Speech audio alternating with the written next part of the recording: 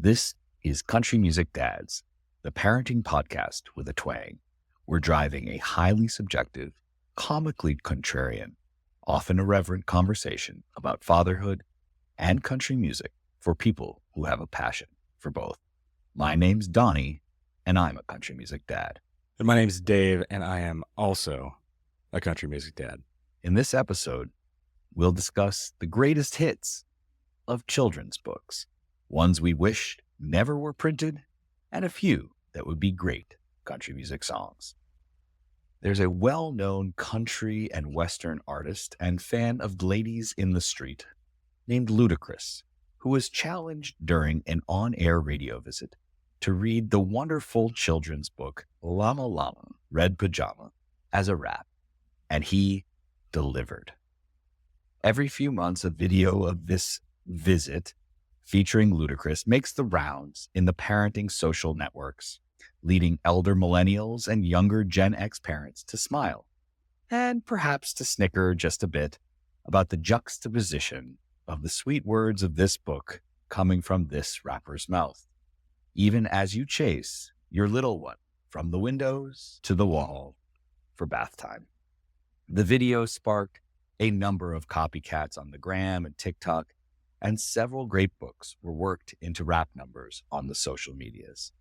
With simple rhymes and consistent syntax, kids' books are the perfect genre for this game.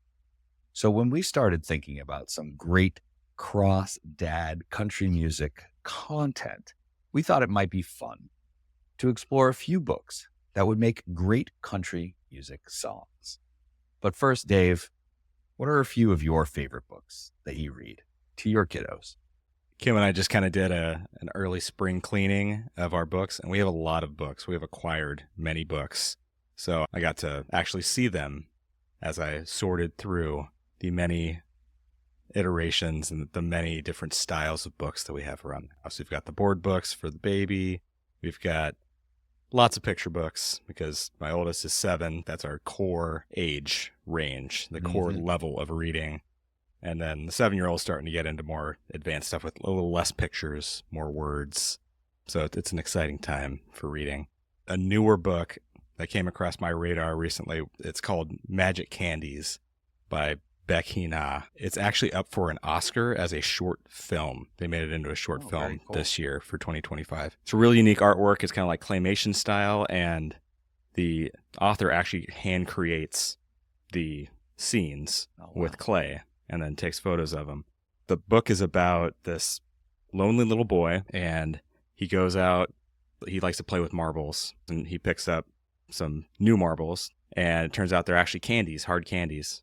But each time he eats one of the hard candies, he starts to hear inanimate objects like his couch or his dog talking to him.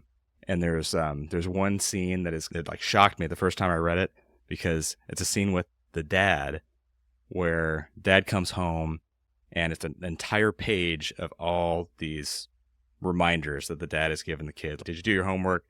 Put on a jacket, brush your teeth, all this stuff.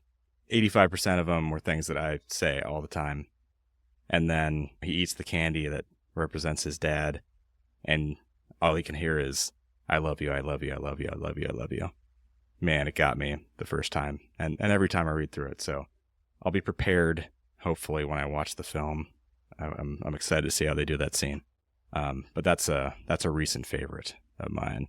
That's intense. I'm always amazed at the creativity of some of these beautiful books that come around where my brain doesn't work that way. It's always very impressive to me when a children's book or song or piece of art or culture that is intended for kids helps me as an adult better understand my kids. And what you were saying about dad reminders is rough, man. That's heavy. And you hear it all the time, and you hate hearing yourself say it.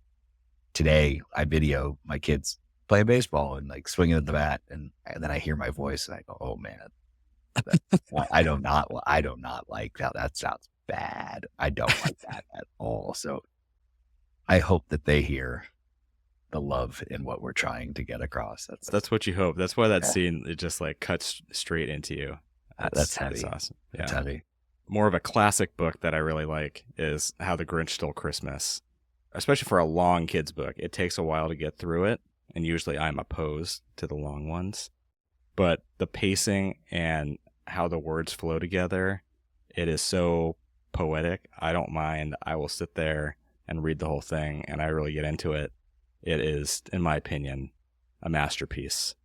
Also, I learned that Boris Karloff won a Grammy Award in 1968 for Best Recording for Children for his rendition, his reading of that song, or his reading of that book. Yeah. So it has some musical connotations to it. Yeah. And my final one, another classic, is Goodnight Moon by Margaret Wise Brown. I'll talk about Margaret Wise Brown a little bit later also.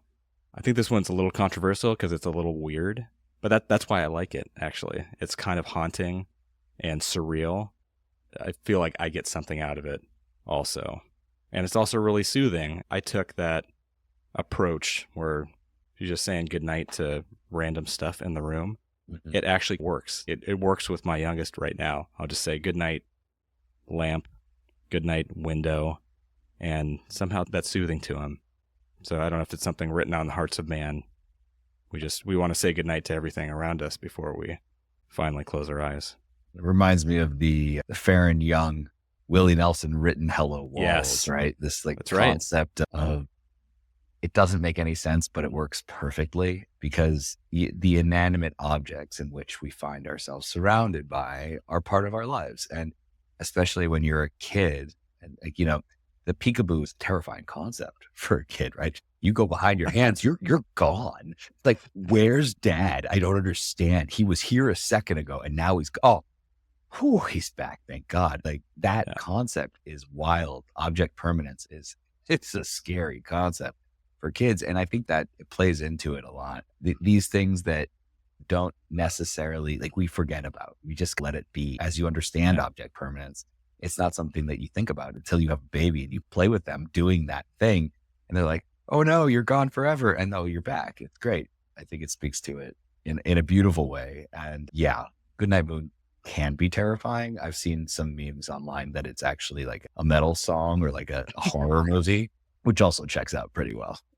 I think Peekaboo might be written on the hearts of man also because there's the show The Masked Singer where they have somebody in a ridiculous costume until suddenly it reveals I was a celebrity the whole time. Yeah. I think that's like adult Peekaboo and everyone loves it.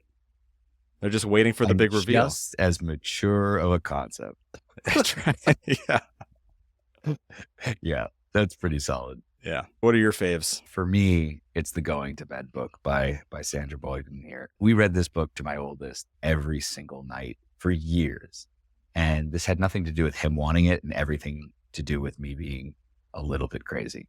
There was a guy I learned a lot about teaching kids and parenting really in the end, but really being a great camp counselor from. His name was David Berkman. And his thing was, among many others, that tradition is what you do twice with some kids and then you never can't do it.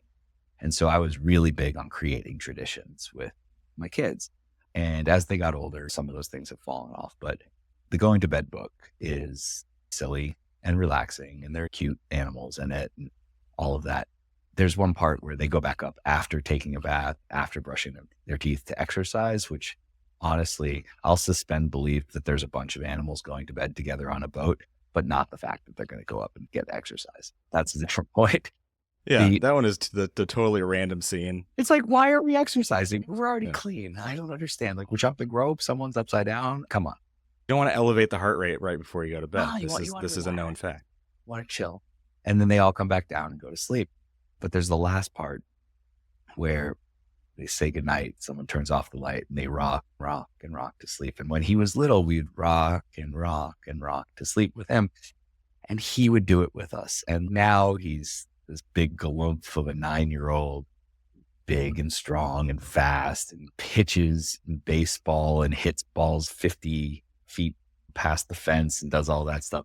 He's still my little boy, and he's almost as tall as my mom. And I sang to him tonight actually because he needed a little extra time to relax and fall asleep. And it was nice. It was really nice to be able to do that again. But the rock and rock to sleep was like Sometimes you get wrapped up in the crazy of the day. And even back then, I knew then I would look back at that and be like, this is really sweet and something that was important to us. Galumph is a good word. Yeah, it's a strong word. And it fits, man. He is full on a galumph. But another one in a similar way was Brown Bear, Brown Bear. Our youngest memorized that from a very young age. Our youngest is smart in a way that makes me frightened for my life in some ways, and he terrifies me. And I hope that's inspired and utilized for good and not for evil. It remains to be seen. But he wanted to read to us because we read to him. And so he had memorized the book. And he would always like look to the next page and goes like, oh, yeah, it's yellow duck. Yellow duck, what do you see? Both of these things were very much, of their personalities. And I think a lot of when you read these books to kids is that you put a little bit of your own self into it, which is, I think, part of what we're doing on this. And the rock and rock to sleep was something that I wanted to do, but it became part of this other thing. And the reading was something that our little one wanted to do and be able to do it for us. And I really like that a lot. The last book, it's not really a little kid book, but my dad read it to me and I read it to my oldest. It's Hatchet by Gary Paulson. And this book is not a light read in any way, shape, or form. Without giving anything away, it happens in the first chapter or so, is that kid goes to visit his father who has newly moved away in divorce, and his plane goes down. He's like on a bush plane to somewhere up north, and he has to survive. And the hatchet is this thing that his mother gave him before he went so that he'd have something to do when he was out in the woods with his dad. This was one of these page turners. It was the first book where I was like, I want to know what happens at the end. And it was the same way with my son. He loved reading it. Gary Paulson was the first author that I read just a ton of his books. And when I went back and read it again, it held up. It's definitely young adult, older kid fiction, but it's not like youth reading. It's accessible for a younger person to read, but it's still interesting. I remember that my dad finished it one day when I was at school because he's like, I got to know what happens. Because we read like 40 pages one night. We're like 20 pages one night. It's a really good book. It's a good adventure book. Yeah. It's a good survival book. It just was fun to read. And it was one of the first that I remember being like, I want to know what happens. Yeah, I don't remember much about Hatchet, but I have a similar emotional response to it. And as my kids are starting to get a little older, I'm looking forward to that. I remember liking Where the Red Fern Grows a lot and Chronicles of Narnia. It'll be cool to revisit that because I really don't remember a lot about the books because it's been so long. Yeah, I might cheat and read ahead also. Yeah, you never know. I'm not going to hold it against your dad. I have to re-remember your past because, it's all within the context of where we are today. I'm going to add one more to this is the Last Stop on Market Street. This book is by Matt de la Pena and is illustrated by Kristen Robinson. It's breathtakingly beautiful. It has a Caldecott honor and a John Newbery award. And it's just that it's so beautiful, not told from a kid's perspective, but is told in language that a kid would want and understand. It's just such a pretty book. And it's about leaving church with your grandmother and going to a soup kitchen and what you see and experience along the way. And it's really a beautiful book. And it's all about finding the beauty in the world. And there's music in it too, and being happy with your place. It's a very country music song for something that is based in a 100% urban setting about being there for the people who are around you. And I love reading it to my kids. We got it when we lived in San Francisco. They go into a less than savory neighborhood, which is definitely the Last Stop on Market Street. Anybody who's looking for a change of pace in their picture books for their kids, this one's high on my list because it's just so pretty. Great message, not preachy in any way. It's quite lovely. It's a lovely book. So, books that we like to read, those are easy. Now, which ones won't you ever read again if you could get away with it? These might be easier because that's fair. They're the ones that you search out on the bookshelf and then push and somehow hide. Yeah. Yeah, exactly. To me, there's one that's called, Oh, Look, a Cake. And it's a perfectly fine book. I just think it's mean. The whole storyline is these two animals who like, oh, found a cake. Let's eat this cake. Ooh, who should we invite? And they go through like the list of all the different animals and why they shouldn't invite them because they're snarky or mean and they'll never let you eat. And oh my God, let's just eat it. And the end is, come on, this is not a story that you want. And of course, my youngest, who I'm worried about the evil streak, is like, loves this book.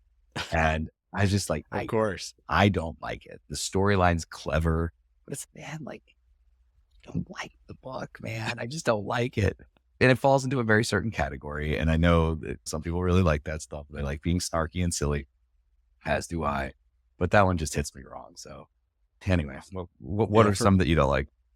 For me, it's Magic School Bus. And I love the Magic School Bus, actually. I think they're great books because they're also a little nostalgic because I read them growing up. Mm-hmm. But they are not a bedtime story because they're so long. Mm-hmm. There is so much going on. There's dialogue. There's the narrative. There's all the little facts. My boys are real curious, so they want me to read everything. And they know now if I skip something. Because early on, I could skip over lots of it, but I can't skip stuff anymore. And that's a big problem in a Magic School Bus book.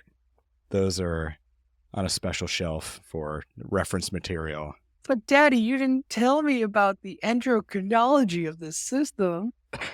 No, we're going to do the endocrine system another night, kid. You forgot to tell me my weight on Uranus. When they get older, that'll be even funnier. Yes. Yeah, I totally feel that those super long ones are killer. There's certain books that are daytime books, and that's definitely one of them. Yes. And another one I would just absolutely love to keep in the daytime, again, for the length, are the alphabet books of the cities. This was our own doing. Like, we went away. We got stuck at the airport. We're like, oh crap, we didn't get anything for the kids. Let's get them the letter for city book. So N is for Nashville, C is for Chicago. Oh my God, I just never want to read these books again. We have to go through the whole alphabet. Could we skip W, maybe N? Let's take a couple of letters out. Every city is, oh, look, I'll be so creative and create one of these. And then all of us bum parents go out and buy them. And then we're stuck reading the entire alphabet. Dad, can we do 2 of these books tonight? I'm not reading 100 pages of alphabet. It's not happening. And you can't skip pages in an alphabet book because then your kids might not learn the alphabet. Sometimes I just skip some of what's on there. I don't need to know all of the things that start with X. Another one I cannot do is Love You Forever by Robert Munch. I think actually it should be banned. It is a cruel book. And of course I'm joking. It's a beautiful book. But unsuspecting parents everywhere are just trying to get their kids to sleep, and they end up weeping while reading this book. And somehow it's like a zombie book, because I remember my mom would read this to me or try to read this to me when I was growing up. And I know it's still at their house, but somehow it showed up in my house too. I have one. Mm-hmm. I don't know how it got here, and they requested it, and I was like, oh no, here we go. And yeah, sure enough, it transcends generations. It hits real hard. I remember my mom coming home from work, and her deal was putting us to bed. My dad stayed home. My mom was in charge of bedtime because she wanted to spend extra time with us after she would come home. And we got that book probably about when it came out. And she read it and she was reading through. Oh, this is so lovely. It's just, oh, this is so lovely. Like snot bubbles, running mascara.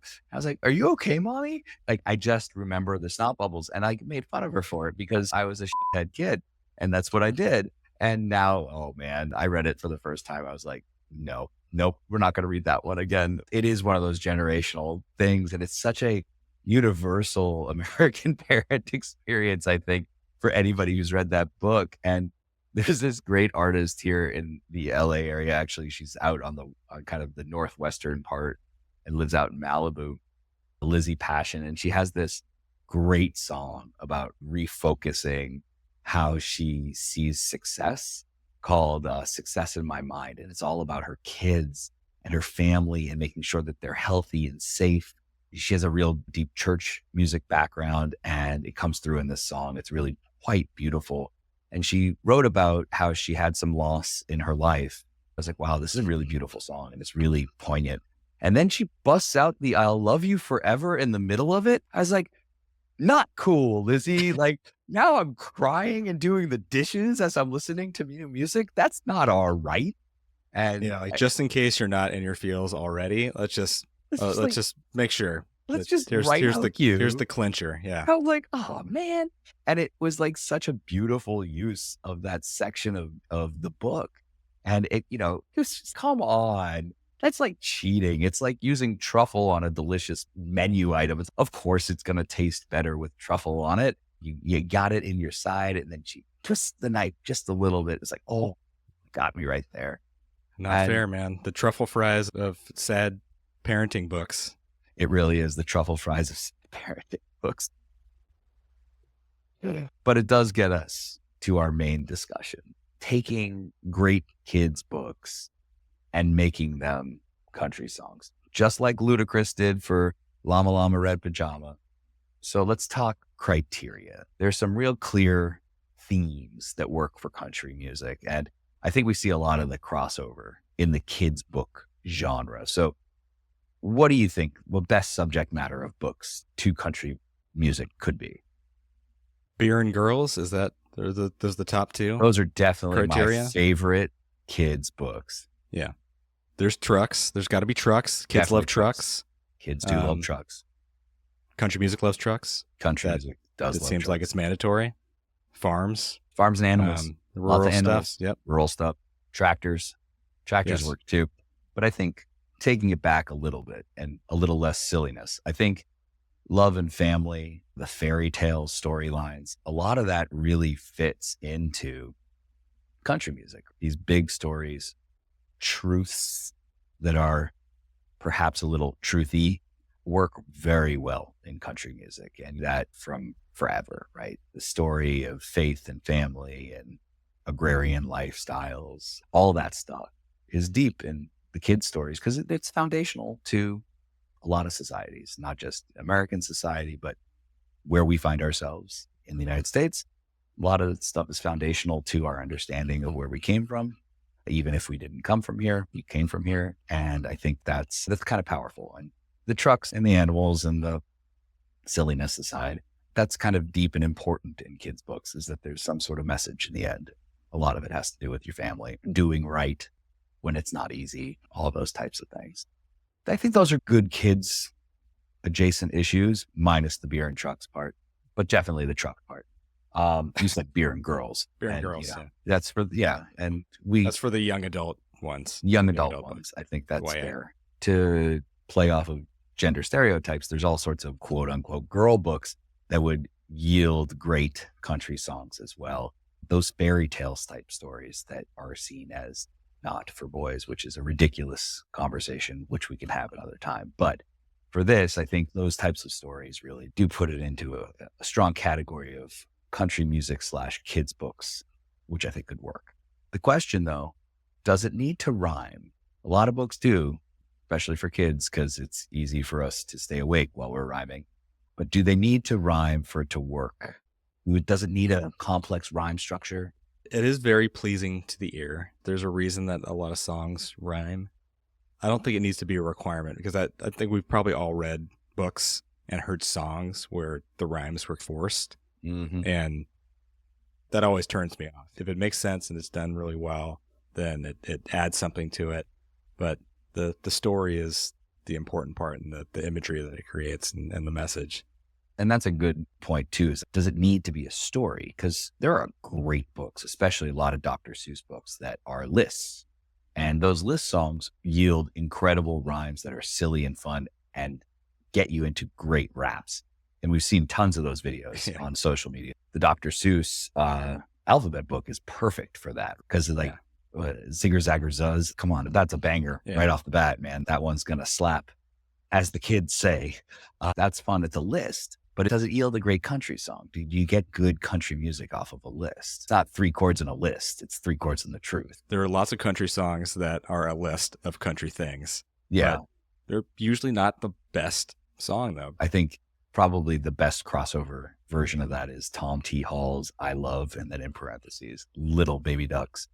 It is a very strange song. I have to say, like, if you think of it, it's like, oh, this is a cute little kid's song. But then you take a step back, you're like, oh, this is Tom T. Hall, so this is probably a little bit messed up. And that he's making a song about this, or he just needed to get another song out and he did it. That's another option. Tom T. Hall has some of the greatest story songs ever written. And then you have I Love, parentheses, Little Baby Ducks. And you're like, I don't know what could put on here. So, yeah. It would be interesting to know what led to that. Was it a child in his life or just purely the record company saying, let's try and tease out placement on a children's record someday? Yeah. I don't know. But it could easily be adapted to a children's book, I think. Every image except for the bourbon and a glass and grass line. Yeah. I don't know if this is like the green grass that you're running around on. I think he may have been running around on a little bit of grass at the end of that writing session. He's like, let's just get this thing done. Come on. We need one more. Come on, everybody. Let's do this thing. I saw ducks in my pool this morning. What else you got?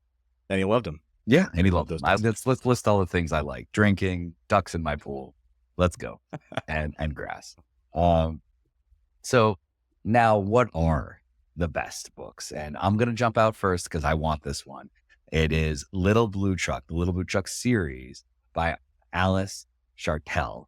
All about that slow country living. It really is. And honestly, like I sing this book when I read it because you just got to put a little drawl in your voice. Oh, for sure. I get an accent every time I read that book. I acquire an accent. Horn wet beep, engine purred, friendliest sound you ever heard. All of a sudden, like I'm from the Midwest and I'm, aligning myself with these values of slowing down and saying hi to the frog and the toad and all of these things. It's so catchy. This whole thing is great. This book, Little Blue Truck, the original OG is quite good. Little Blue Truck leads the way though, it like screams current country music. It screams. Man, I don't think I've read that one. You should check it out because it's about Little Blue Truck going to the city where everything's fast and scary and they don't follow the rules. And he says, stop, we should slow down, go one at a time so that we can make it work together. And the mayor jumps out and he says, hello, and everybody's loving it. And my youngest loves that one. And he even like when he was first talking, he point to the chef in one of the pages and go, look, a cook. And it was a spatula. So obviously a spatula became a cook in our house for a very long time. But these books are country songs. Like there's no two ways about it. The message works for me also because part of the reason, as someone who lives in a busy, scary city, the reason that I listen to country music is to kind of slow down and imagine the simpler life out in the country. So it works. After a rough day, the kids at school running around to all their activities and all the stresses of growing up, I'm sure they want to slow down and hear you sing a little country song to them. Yeah. Before they go to bed. So yeah. Those books are good. That's a slam dunk country song. So I had to jump out and take that one first. Yeah. So now what's your first pick? So my first pick is, got it right here, Good Night, Construction Site. So we were talking about trucks and how that is a country trope, an image that is in many country songs. There are lots of trucks in this book. In fact, the characters are literally trucks. Yes. So you cannot go wrong with this one. Similar to modern country music, it's glorifying blue collar work. Yep. All the trucks on the construction site, they're cleaning up at the end of the day and they're going to sleep and relaxing. It's also very lyrical. And I think you could easily put this one to music too. Yeah, I think we're going to talk about who should do these songs later. And I have an idea for that one that I think would be quite hilarious. Speaking of glorifying the blue collar, but the original old fashioned version one is Otis. And Otis is about a tractor who loved his job on the farm and he just enjoyed being out there and working hard. And then he'd play in the farm and jump through hay bales and play duck, duck, goose with the geese, which I thought was always funny. And then go to sleep in the barn. And he made friends with the new calf, and the new calf was scared to be away from his mama, but Otis made him sleep and it was all good. One day the farmer brought in the new tractor and kicked Otis out, and oh, how awful. Then the calf got stuck in the mud pot. And it's a cute story. It checks all the boxes too. Checks all the animals, boxes. Farm. Animals, trucks. Farm, trucks. There are other trucks, a bad truck because it's new, and looking back at the old because that's better. But it's a great book. I enjoy reading it. There's a lot to unpack in that book, But it's a great book and the kids love it. And it's also another beautifully illustrated book. It's not like the slam dunk that Little Blue Truck and Little Blue Truck Leads the Way are, but thematically, it's a near perfect classic country song. There's some onomatopoeia in this book that is my favorite part. And I'm going to read it because it's kind of a tongue twister. Oh, I love a tongue twister. Put, puff, puttity chuff. And it's repeated many times in the book. I would love for a trained singer, a country singer, to try and mix that into the song. I agree with you. This needs to be a country song. And I want to see, Laney, give it a try. Yeah. Put, puff, puttity chuff. Yeah. Luke Combs, somebody. Yeah. Good. Someone who could yodel, I think, would be really good for that. Oh, there we go. Like a yodeling puttity chuff. Do people yodel anymore? Yeah, there are a few people who yodel. My friend, Haley Brown Spence of the Doohickeys, she just actually was named a finalist for the Dolly Parton talent search for being a Dolly Parton actress on Broadway. And so congratulations to her. Good shout out. Awesome. But she did her video because they were supposed to do videos on TikTok to promote themselves. And there were 15 finalists and they were all incredible. And they all sounded a whole lot like Dolly. But her finishing was like, I can play fiddle and banjo and I can yodel, but you'll have to call me back for that. A great, incredible audition, which she did from her hotel room being evacuated from the fires here in LA a few months ago. But she did a great job and it went semi-viral and people really liked it. And it also helps that she's incredibly talented. But she can yodel, and Willow Avon, she can yodel, I'm pretty sure. So we can bring in some folks that can do this. So I think you're right. But yeah, I think that's true. Like the tractors, the trucks, but one other real major mode of transportation, which is extremely important in country music, and David Allan Coe would agree with you, is trains. So what's your next one? Back to Margaret Wise Brown, I have Two Little Trains. This also has some fun onomatopoeia. There's puff, puff, puff, chug, chug, chug, which also has several different meanings depending on how bro-ish you are. And that's what first caught my attention when I read this to my kid. We checked it out from the library, and I was like, what are we reading with this puffing and chugging? But it's great. You're talking about the old versus new as like a thematic thing. It's got the sleek new train versus the old steam engine. And they're both going west, which is another theme in country music. Indeed. They're traveling through terrain and weather and all these obstacles, but they're both traveling the same direction. They both have the same mission, and they're coming at it from two different perspectives. There's several different illustrators for this book over the years. And so one illustrator actually had the sleek train was a real train. The old steam engine was actually a toy train. So you get to see the toy train making its way west. And he ends up at bedtime, of course, because that's the goal of a lot of these stories is to like get our kids to fall asleep. Let's be done. Yeah. Also very lyrical. I could see that book getting turned into a song. There was actually an album called Goodnight Songs that was put out by these two musicians, Tom Prout and Emily Gary. And it accompanied a book called Goodnight Songs. Whoever was responsible for or was kind of archiving Margaret Wise Brown's estate found a bunch of these old manuscripts, and they were songs that she had written, and she had kind of intended to write some children's songs at some point. So these two musicians put some of her unpublished poems to music and recorded an album, and it's out there on Spotify. You can listen to it. She died, I think, when she was pretty young, maybe in her 40s. Had she lived beyond that, maybe she would have been putting out more music. Maybe she would have gone Shel Silverstein on us. Yeah, that actually is the perfect transition, because I'm going to talk a little bit about Shel right now. One of my favorite books by him is A Giraffe and a Half, which is an absolutely bonkers book, right? You read this to the kids and they're laughing about it. And it's a long book too. And I feel like if you stretch a giraffe in half, it's going to be dead. So the book should be over. This book itself is silly and fun and could 100% be a Johnny Cash song. It could 100% be modernized by some other folks. It could be any of these songs. It's Boy Named Sue level, which was written by Shel Silverstein. He was a prolific country songwriter. He was responsible for Boy Named Sue. He also wrote Emmylou Harris's Queen of the Silver Dollar and Loretta Lynn's On the Way. He wrote hundreds of country songs. He wrote for himself. He wrote for all these other folks.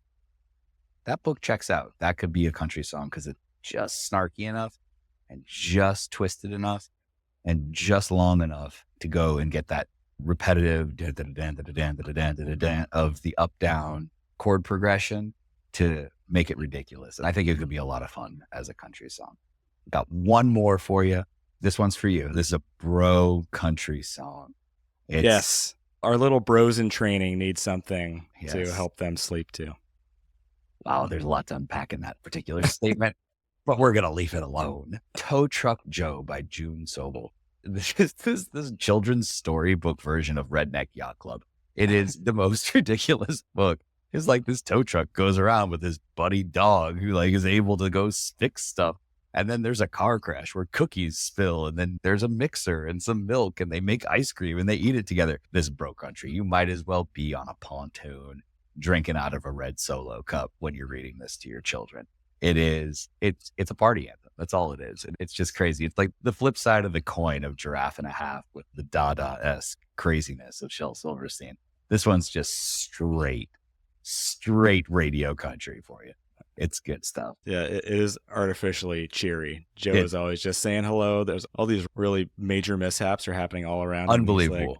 He's like, it's cool, man. Yeah. And there's 15 different versions of it. There's the Christmas one. There's the Halloween one. There's some other one. It's really hot during the summer. The big rig gets stuck in the car wash where everyone wants to go, and then it explodes and everyone's in the bubbles cleaning up. Come on, man. You might as well just take your top off and run around. That's what's going on here. Show me your engine, Come on, Joe. Be a little bit risque.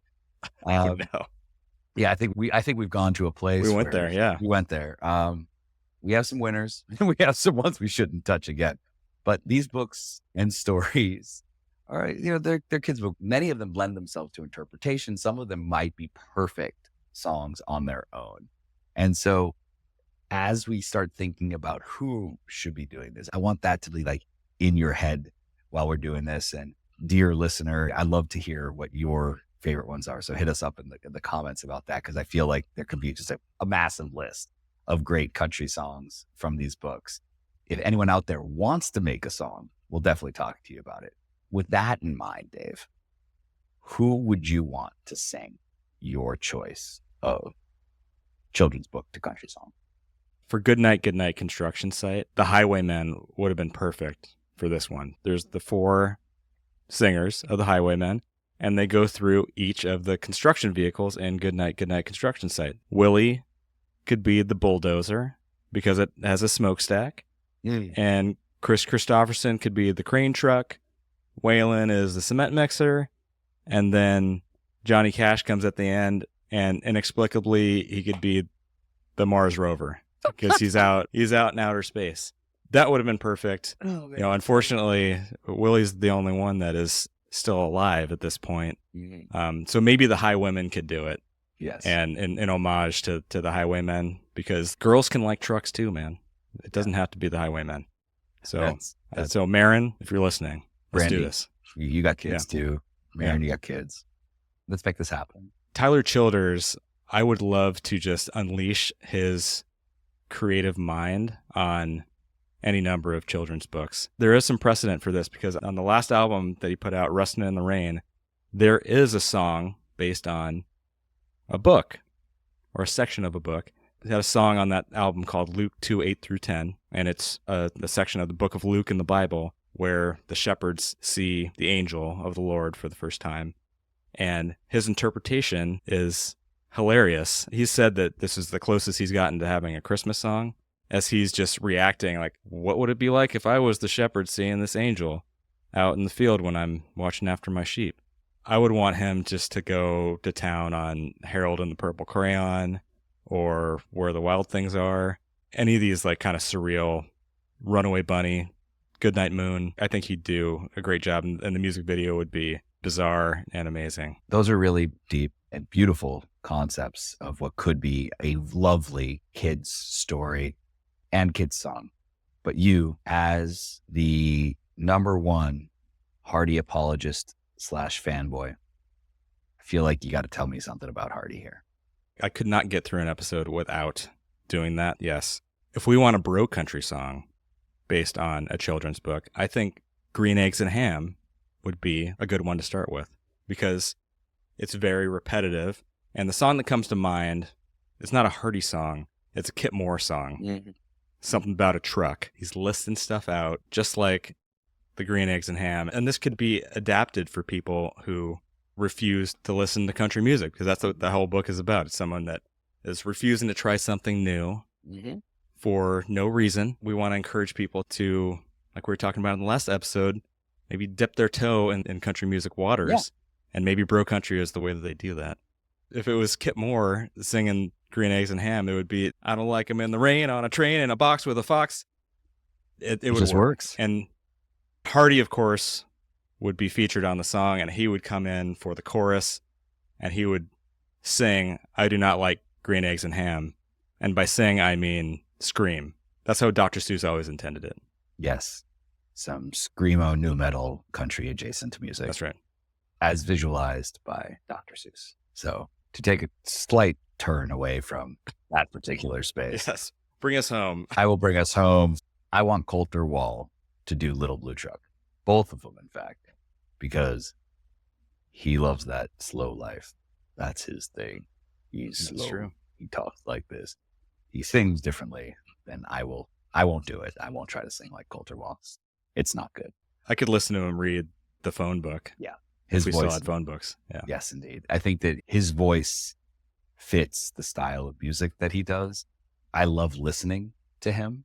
I find his music really soothing. And also, not just his song, but the songs that he chooses to cover are sometimes a little esoteric, but they're perfect for him. His cover of Evangelina on Little Songs is absolutely great. It's a Hoyt Axton song, and Hoyt did a beautiful version of it. But I think Colter's version of it takes it to a very different place somehow. Hoyt Axton wrote a wide range of songs, including Joy to the World.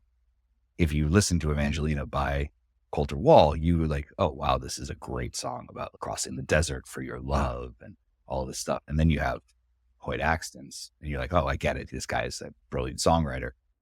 But Colter like embodies that song, and it feels like he's singing about some girl that he's crossing the desert for, which is weird because he's from Canada and it's cold there. It's not so hot. But he... It's a high desert. The high desert out there very in hot. Calgary. Yeah. North, cold too. But anyway, his singing style is incredible in the same way that a book is something you read, not necessarily watch. His presentation style on stage sounds very much like his voice. He doesn't move much. He doesn't have much going on. That said, it's still a great show because the music's fantastic. I have heard that his next album is going to be a little bit more honky tonk. I'm excited to hear that. I think it will be an interesting shift for him away from that Western style into a true honky tonk vibe. I'm pretty excited to hear that and see where that goes. Calling back for my next book, I'd like to see Miranda Lambert do Giraffe and a Half because I think she could nail that. She has a lot of those songs where there's kind of a extended end verse or an extended line at the end of each verse into the chorus. It would do well for her as more things happen to the giraffe. And so I think that would work out very well, like the snake in the book and the hole in the tie and the hat, the cane, the bike and all the things that happen. I feel like she could do that. Like the Geraldine song, she does a couple things like that. Definitely different vibe between those two songs. But I think Giraffe and a Half by Miranda Lambert would be an absolute gold hit. I think it's fabulous. So I had fun thinking about songs that don't exist.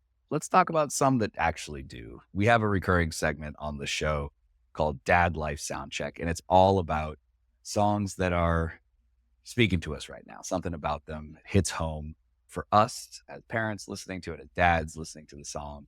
And it's just such a great thing to be able to talk about this with another dad and kind of get into it. I like this segment a lot. I always liked it when I was listening to it last season. So Dave, tell me the song that is working for you, speaking to you right now.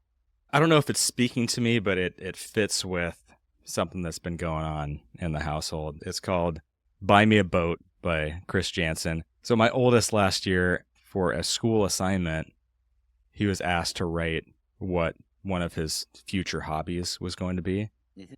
He wrote that getting rich would be one of his hobbies. Despite our best efforts to strip away materialism from his goals and to make it about him being happy and healthy and kind, he wants to get rich. That's his hobby.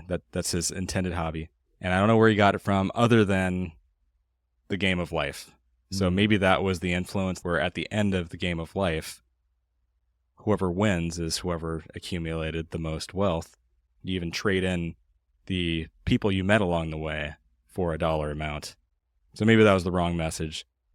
Chris Janson's song is about the human desire for wealth, but it's done in a very self-aware way and a funny way, where you know it's a big joke that, of course, money can't buy happiness, but a boat would be nice. So the song makes me laugh, and it's lighthearted and makes me feel better when I consider my oldest son and his new hobby. There are worse things. My song this week is Shorter Letter by Lasers Lasers Birmingham. I'm sporting his hat tonight. I really like this song. This song came out right around the time my oldest was at sleepaway camp this summer. The line that sticks with me is, if I had more time, I would have written you a shorter letter. I would have cut out the awkward parts and made the poetry flow better. And to me, that's really powerful as a writer and as someone who's trying to convey happiness and everything's cool, but we're not doing anything at home. You're not missing out on anything. I'm hoping you're having fun.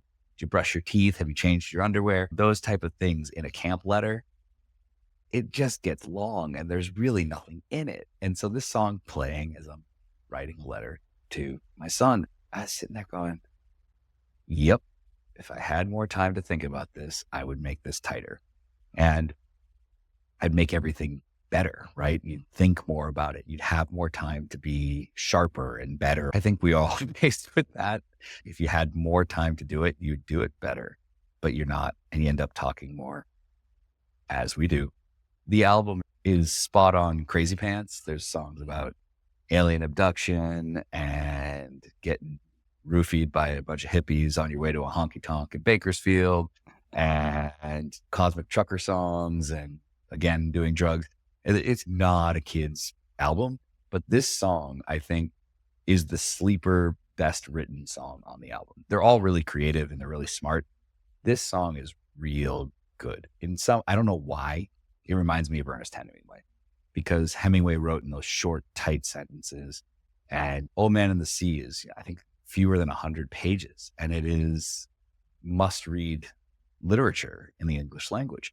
This song reminds me of that for some reason, and it's beautiful. And it just, like, it speaks to the kid thing, like figuring out how to do it better with even less time than you think you had before.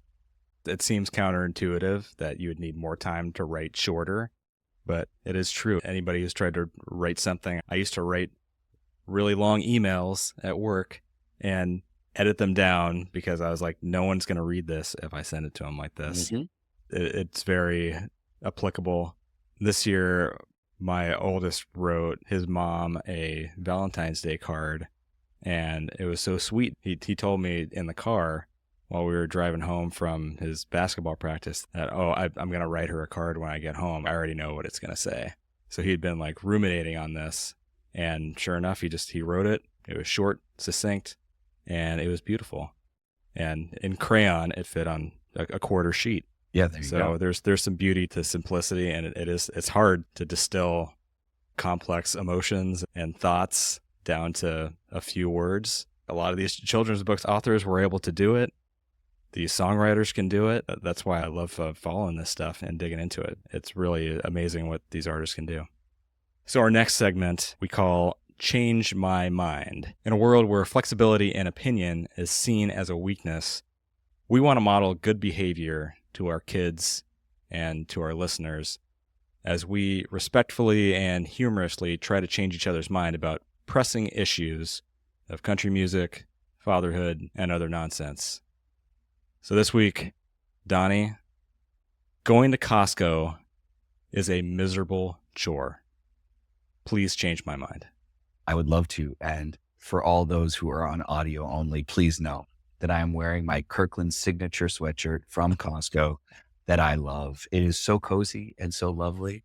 Dave, I will buy you one next time I'm there because Costco is fantastic. Number one, there are samples, man. They offer you free food. You go in, they say, welcome to Costco. You little scan your card because they don't want any of those freeloaders in there anymore. You scan your card, you go in, you look at, wow, look at these beautiful televisions. They're so huge. I don't need one, but boy, they sure are pretty. And then you go and they give you free food. They're pizza rolls. There's some dip that should never have been made, but you try it anyway. There are cookies. The cookies are fresh, hot cookies. You can buy them. They're like $1 and they're delicious. For people who have more than 2 kids like you can get eggs. They still have them at Costco where you can't get them almost anywhere else right now. But at Costco, you can get 18 eggs cheaper there, which is good. And they're organic or they're not organic. You can choose. You can make your decision. It's whatever you want. They have produce that's big and fresh and delicious. And I didn't even get to the booze. The booze is big and cheap. And this is actually a cool little side note on Costco. Costco partners with some of the biggest distilleries in the world. So their Kirkland Select stuff is top shelf. It comes in a Kirkland Select bottle, but you can decant it and tell them it's, Schmegrus or I don't know, some other type of liquor that it might be or might not be. And that's the thing about Costco is that the stuff is very high quality. As a parent, busy people go in between basketball practices and baseball practices and schoolwork and forgotten projects and all the other stuff. Stresses of work, stresses of family, stresses of whatever else. You can go to Costco and get a rotisserie chicken for $5 and feed your family. $5, dinner's done.